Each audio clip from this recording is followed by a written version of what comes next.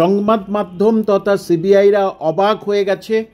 এই যে লিস্ট দেখছেন, এমনই বেআইনি তথ্য উদ্ধার হয়েছে ৩৯৩টি, একটা দুটো নয়। সুতরাং 2014 সালের যে টেটের জন্য কি 2017 সালে ওই নামগুলো পুট করা হয়েছিল, নাকি আরেকটার টেটের অ্যাডভার্টিসমেন্ট হয়েছিল 2015 সালে, নাকি সেটার হয়েছে, আবার যার ফল বার হয়েছিল 2016-তে, আবার 2017 অক্টোবর মাসে আরেকটা বিজ্ঞপ্তি দেওয়া হয়েছিল। এখন এই ব্যাপারেই সিবিআইয়ের কাছে সমস্ত তথ্য আছে। অর্থাৎ এসএলএসটি 2016 সুপ্রিম কোর্টে মেটার পরেই কিন্তু প্রাইমারিতে নিয়োগ নিয়ে আরও বেশি আক্রমণাত্মক হয়ে যাবে সিবিআই তথা বিরোধীরা, অর্থাৎ এবং যারা চাকরি বঞ্চিত তারা কিন্তু সবাই। কারণ দেখা যাচ্ছে যে গত বছর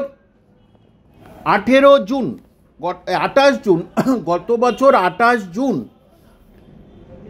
প্রাইমারি শিক্ষা পর্ষদের সেখানে তথ্য খুঁজতে গেছিল সিবিআই, এবং তারপরেই 17 আগস্ট তলব করা হয় মাননীয় প্রবীর বাবুকে, যিনি প্রাক্তন শিক্ষামন্ত্রী তথা পার্থ চট্টোপাধ্যায়ের উপদেষ্টা ছিলেন।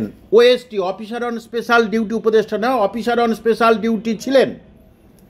এবং তিনি সেখানে গিয়ে কিন্তু পরিষ্কার তথ্য দিয়েছেন। তিনি সেখানে যেগুলো বলেছেন সেগুলো রেকর্ড আছে।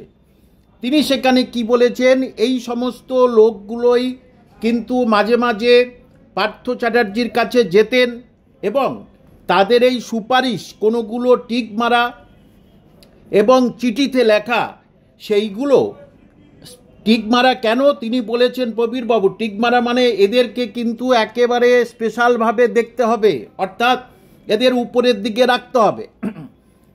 এবং এই যে এতগুলো সুপারিশ, এবং সেগুলো কি হয়েছে, তখন যে একজন যিনি ছিলেন মানে পার্ট টাইমার আর কি, তিনি সব কিছু ওগুলো টাইপ করে ওগুলো ওলটপালট করতেন, তার নাম সুপর্ণা। সেই সুপর্ণা কিন্তু সব কিছু ওলটপালট করে দিত, যেটা প্রবীরবাবু পরিষ্কার পরিচ্ছন্নভাবে বলে দিয়েছেন। সুতরাং এখন রাজ্যের যারা সত্যি সত্যি মেধা এবং পরিশ্রমী তখন ছিল, তারা এখন বুঝতে পারছে যে তারা কেন কয়েক নাম্বারের জন্য পিছিয়ে আসলো, বা তারা পাস করেও কেন ডাক পেল না। এখন তাদের মধ্যে কিন্তু এই দুশ্চিন্তা দেখা দিয়েছে।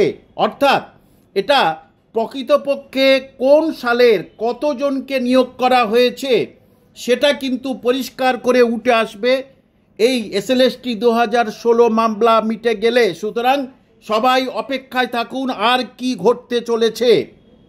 আরেকটা কথা বলতে হয়, তখন যিনি একজন এসপি ছিলেন এবং তখন তিনি বিজেপি করতেন না, তিনি এখন কি বলছেন, অদ্ভুত যুক্তি দেখাচ্ছেন যে হ্যাঁ আমি সবার জন্য উপকার করতাম। তো বিষ্ণুপুরের একটা মহিলা, তার বাবা অসুস্থ, তার সিট পড়েছে মিদনাপুরে, আমি তাই তার হয়ে বলেছিলাম যে তার সিটটা যেন বিষ্ণুপুরে পড়ে, বাঁকুড়া। এটা কোনো দিন তথ্য হলো? এরা কতটা বানিয়ে বলছে আপনারা বুঝতে পারছেন? কতটা মানে সহজভাবে ধরা পড়ছে যে এরা পুরোটা বানিয়ে বলছে, এবং এদের নাম এবং লিস্ট সহ কেন যাবে? তাহলে আপনারা হাইকোর্ট করুন, তাহলে বুঝতে পারবেন যে আপনারা ঠিক সঠিক।